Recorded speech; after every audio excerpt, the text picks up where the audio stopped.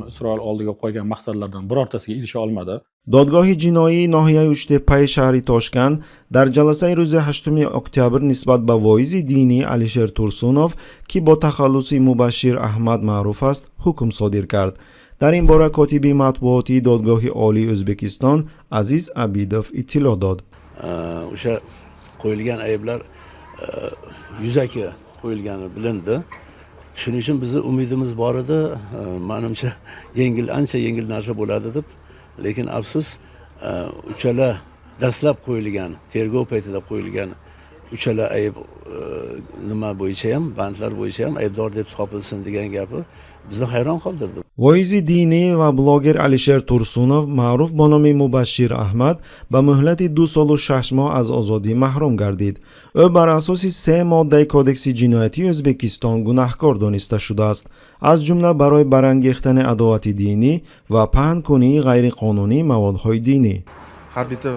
har bitta holat bo'yicha himoyachi shaxs bilan gaplashib, uni apellyatsiya berish bermasdan masalan hammasini ko'rib chiqamiz. قبلا روز 8 سپتامبر معاون دادستانی ناحیه اچتپه ارکین نرزاللایف طلب کرده بود که برای تورسونوف جزا به مهلت 7 سال زندان و جریمه به اندازه 150 واحد حسابی تعیین کرده شود. Bu ayblar bilan 159-modda bilan ikkalasi bilan o'tgan iqtidor davrida o'nlab emas, yuzlab emas, minglab odam jabr ko'rdi. صادر شدن حکم نهایی 3 مراتبه به تأخیر افتاد. از 22 سپتامبر به 29 سپتامبر، سپس از 29 سپتامبر به 2 اکتبر و بعداً جلسه به 8 اکتبر تعیین گردید. همچنین دادگاه قرار کرد که صحیفه ها و شبکه های مبشر احمد در فیسبوک، اینستاگرام، تلگرام و یوتیوب بسته شوند. Yoritilgan materiallar asosida advokat bilan suhbatlashib, Mubashshir Ahmad domlaga qo'yilgan ayblovlar bilan tanishdim va bu ayblovlar menga qandaydir kulgili va asossizdek tuyuldi. یادآور می‌شویم که مبشر احمد ماه می سال جاری از جانب مقامات حفظ حقوق ترکیه بازداشت شده به طور فوری به ازبکستان استرداد گردید.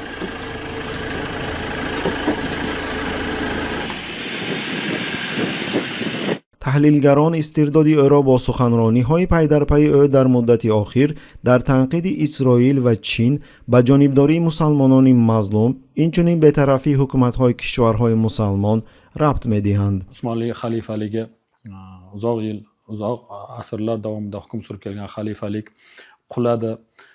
Uni o'rnida paydo bo'lgan davlat va boshqa davlatlar hammasi islomga qarshi siyosat olib boradigan davlatlarga aylandi. کارشناسان بر این نظرند که تعیین مهلت نسبتاً کوتاه زندان با سبب واکنش گسترده جامعه و بازداشت این روحانی معروف باشد، زیرا میرزیایف برخلاف پیشگذشته خود تا اندازه به سیمای سیاسی و آبروی خود اهمیت می‌دهد. Demak, davlatga kerak bo'ladigan bo'lsa, sen jamiyat uchun qilayotgan, ularning taklif qilgan yo'lida yursang ham bir kun jazolashing mumkin degan mesej qabul qilinadi.